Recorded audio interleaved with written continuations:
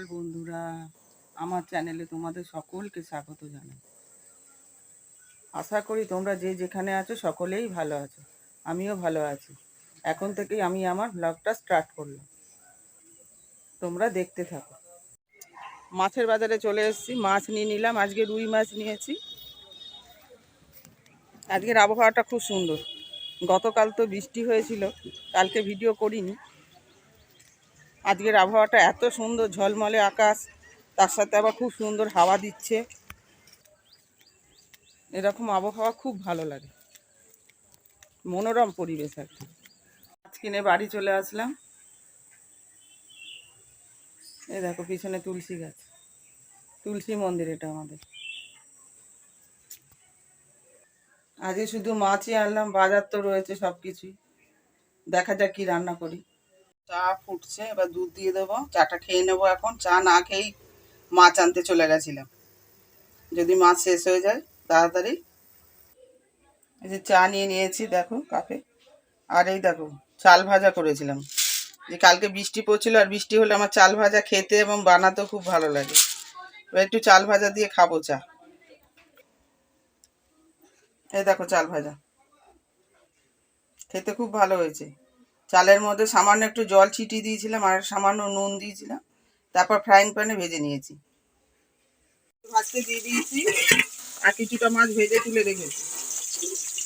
আর ফুলকপি আলু দিয়ে মাছটা ঝোল হবে, উচ্ছে আলু চচ্চড়ি হবে। উচ্ছে এখানে কেটে ভিজিয়ে রেখেছি জলে। এই যেটা উচ্ছের আলু, আর এই যে মশলা করা হয়ে গেছে মাছের ঝোলে। আর এই দেখো বিনস ভাজা হবে, পুরোটা কাটা হয়নি এখনো, কাটবো। এদিকে দেখো কাঠের জালে ভাত বসিয়ে দিয়েছি। দেখো বন্ধুরা, রেডি হয়ে গেছি। মাটি কিনতে যাচ্ছি নার্সারি থেকে, তোমাদের বলেছিলাম। আজকে হাজব্যান্ডকে পেয়েছি, বেরোচ্ছি এখন।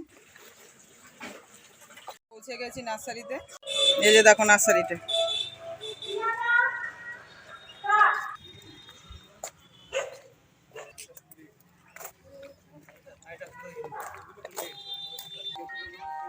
প্রচুর হবে এই সাইকেল। দাদাকে কেলাঞ্চি দেখালি? দেখো কত ড্রাগন গাছ, দেখো।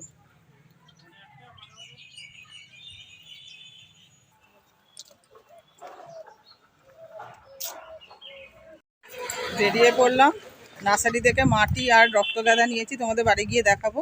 আর লাউ দানা কিনেছি।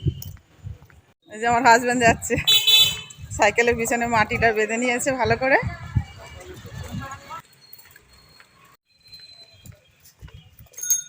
গলির মধ্যে দিয়ে যাচ্ছি, হেঁটে হেঁটে যাচ্ছি। হাজব্যান্ডের একটা বন্ধুর সাথে দেখা হয়েছে, তার সাথে কথা বলছে, আমি এগিয়ে চলেছি। বাড়ি ঢুকে গেছি। হাজব্যান্ড বললো তুমি চলে যাও, উনি ওনার বন্ধুর সাথে কথা বলছে, তাই আমি বাড়ি চলে আসলাম।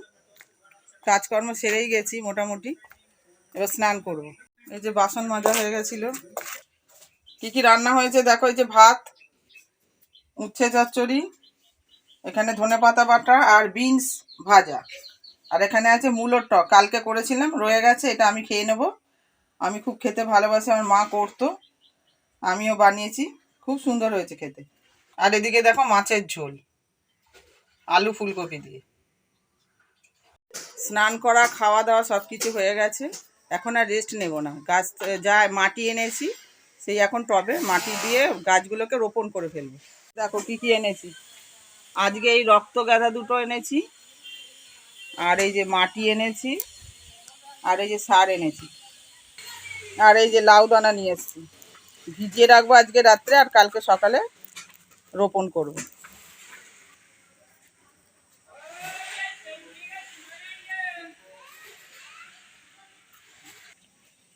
পেয়ারা কাটছে, গাছের পেয়ারা খুব শক্ত, তাই জন্য এই যে বেলান চাকি দিয়ে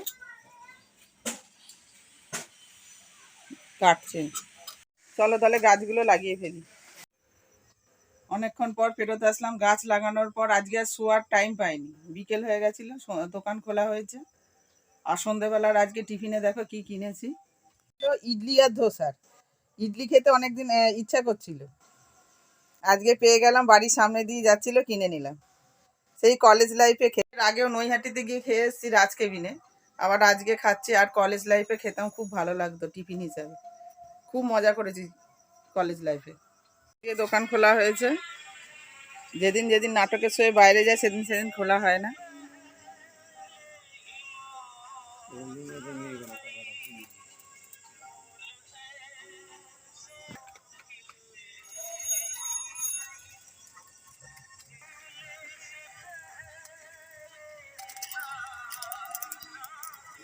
বন্ধুরা, আজকে এখানেই ব্লগটা শেষ করলাম। তোমরা সবাই সুস্থ থেকো, ভালো থেকো, আমার চ্যানেলটাকে সাবস্ক্রাইব করো।